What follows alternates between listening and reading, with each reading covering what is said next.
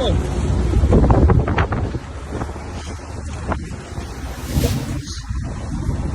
What's going on? You're on? What do you think, Capitan? Excellent night bite on the Royal Star last night. Let's hope it keeps going and this weather finally comes down.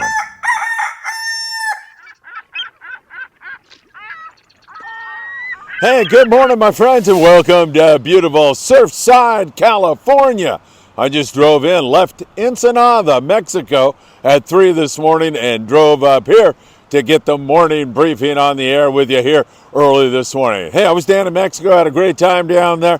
Met with a lot of the sport fishing guys down in that neck of the woods, as well as organized some more stuff that we're sending in, some medical supplies that we're going to send down to Tecate later on. I also met with my friend George Feldman, who is down there, and George is a spectacular human being. George was down there buying a whole bunch of food and other essentials for an orphanage down there, so George and I were able to hang out together for a little bit. All right, here I am back in the USA. What a crazy world we live in. One moment in Mexico, and the next moment I'm standing here on a beach in SoCal. And man, I am getting sick and tired of this wind. It is a pain in the neck.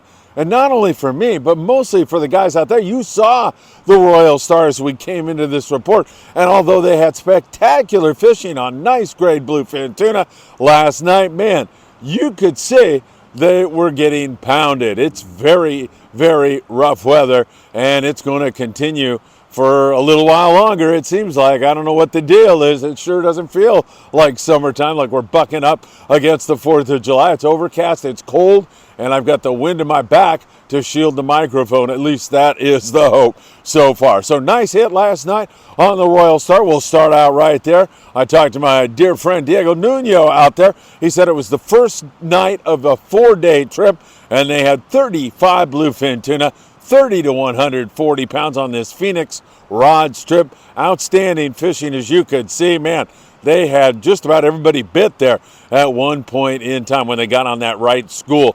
And there were several other boats that had similar scores, some guys that missed.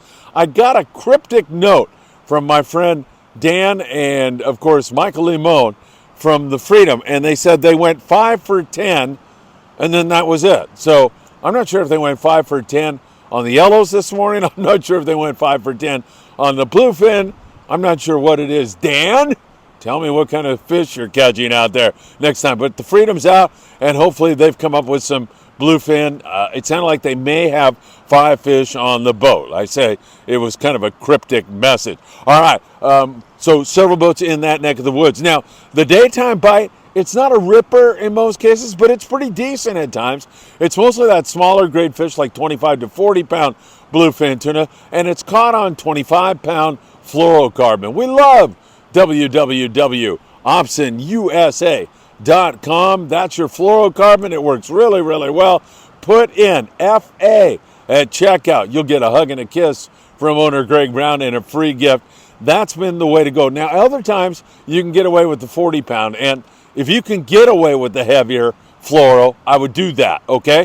But if they're finicky and they're just showing a reluctance to bite, you might want to drop down to that 25 pound, choose a good hot bait, change that bait regularly, and you should be able to get a bite on those fish. Yesterday, the San Diego full day boat out of C4 Sport Fishing leaves in the morning, comes back that very same day. 27 guys with 25 bluefin tuna in the 30 to 80 pound class. What, I ask, is wrong with that kind of a day's fishing? That is truly outstanding. Nice hit for them, and hopefully now they're into the tuna situation. The one thing, however, is the weather is supposed to be a little bit choppier tomorrow, so they're going to go to the Coronado Islands. At least that's what the game plan is right now. I'd check with Seafort to make sure about that. But I'm mentioning that to you because when you're fishing the islands, you need a passport. You will need a U.S. passport, so make sure you bring that along with you, and that will take care of that. At the islands, the Grande was there, and they had some decent barracuda fishing. quite a bit of rockfish to go along with it. There's been occasional catches of yellowtail, no huge numbers, like maybe 2, 3, 5, like that on the yellowtail, mixed in terms of the grade, but most of it's been like, I want to say 12 to 20 pounds. Some yo-yo ironfish, some surface ironfish, some dropper loop fish, some fly line fish. So they've been taken in a variety of ways, and hopefully we're going to see more and more of that yellowtail push into the Coronado Islands. As I've been indicating to you, we're about a month behind on our oceanography. The water temps are very cool this year, and it's just kind of put everything behind our chronological date right now. So as we're bucking up against July, it's more like early June, kind of springtime type of conditions is what we've had right now. Now, one thing I want to talk to you about I think is very, very interesting. You know, we've seen that yellowfin tuna here. Not a lot, but I mean, the other day the San Diego did have 8 yellowfin, and we've been scratching at it. They are catching an unusual amount of blue marlin down in Cabo San Lucas very early for that to be occurring. So we have these two phenomenons coming together. We've got oceanography that seems to be behind, and then we have tropical and subtropical fish starting to meander into the counts. So it seems to me like this La Nina, colder water, and El Nino are kind of mixing up. And at some point in time, that'll switch into an El Nino. We'll have warm water, and then it'll be yellowfin tuna, dorado, who knows, maybe a wahoo or two up here on this side of the border. You just never know. But we are seeing indications that El Nino is still headed our way. Don't count the albacore out, though. It's still very perfect, cool water conditions for those albies. I still think we're going to see that. All right, let's get up here to our local islands and the Thunderbird with another big day. Man, they have been red hot out of Davies Locker, Newport Beach. 49 yellowtail. That is one heck of a nice hit. Surface ironfish, few yo-yo ironfish, fly line fish. Really, really fun fishing at San Clemente Island in breezy conditions. It's breezy out there right now. It just has been that kind of a situation. So again, even in the breeze, we're catching yellows. Freedom had 11 yellowtail. Tornado had 3 yellowtail. And of course, those guys have some bass and rockfish to go along with that. And sometimes when they turn their attention and really concentrate on the rockfish, they can come up with some really significant numbers, some nice red fishing, and so much more. So Clemente definitely providing some pretty good action right now. Catalina Island, they're not getting as much wind in here as the other places, but they still get their share of the breeze. And some days it gets downright nasty, gets too windy. But for the most part, it's been pretty good out there. The Patriot was 7 yellowtail.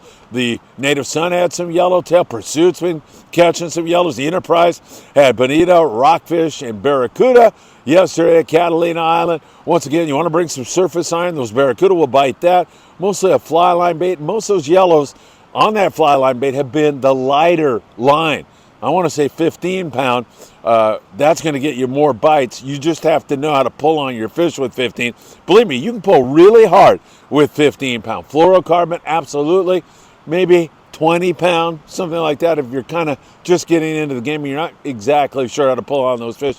But talk to a crew member. They will help you out. Ask them, hey, you think 15's too light? And they're going to say, man, we saw a lot of 25-pound yellows here yesterday, hypothetically, and you don't want to do that. Or, yeah, heck yeah, these yellows are 8 to 12, most of them, what we're seeing. So talk to a crew member, and they'll be able to get you up to speed on exactly what happened hours before, the day before. That is always very good.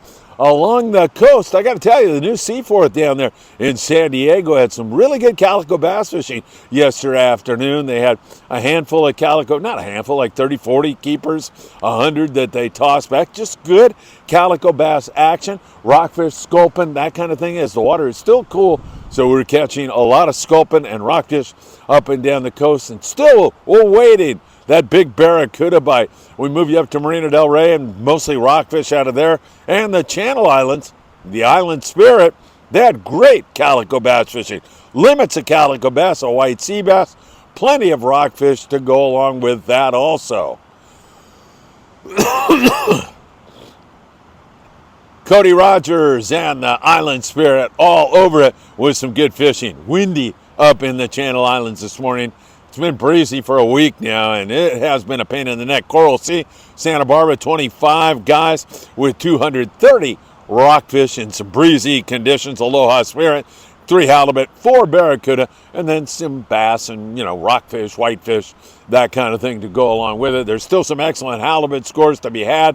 We're not over with the white sea bass by a long shot. The limit now is 3 per rod, and you are going to see some outstanding fishing on the sea bass once this wind gets out of the picture. That really has been the big pain in the neck. I will tell you that right now. Surf fishing wise, you saw that guy going by. Maybe you did, maybe you didn't. Guy just walked by, and I can see him down there surf fishing right now.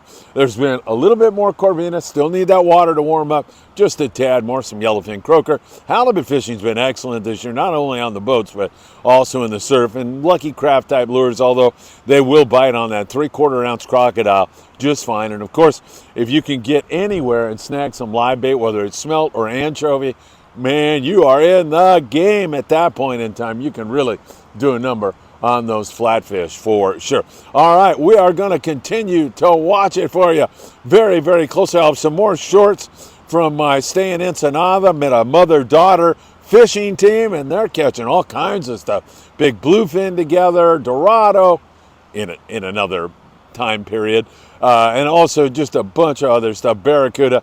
I mean, mother-daughter team. It's really great to see that down there in beautiful Ensenada, Baja California. All right, my friends, fresh back from Mexico, standing in front of you now. It's always good to be with you. If I had my cup of coffee, I would toast you, but I was in a hurry to get this morning's morning briefing up. Some great fishing on the Royal Star in very inclement weather last night, but high hopes that some more good stuff's going to happen, and fingers crossed that this wind gets out of the picture really, really soon. Take care, my friends, and I hope to see you really, really soon.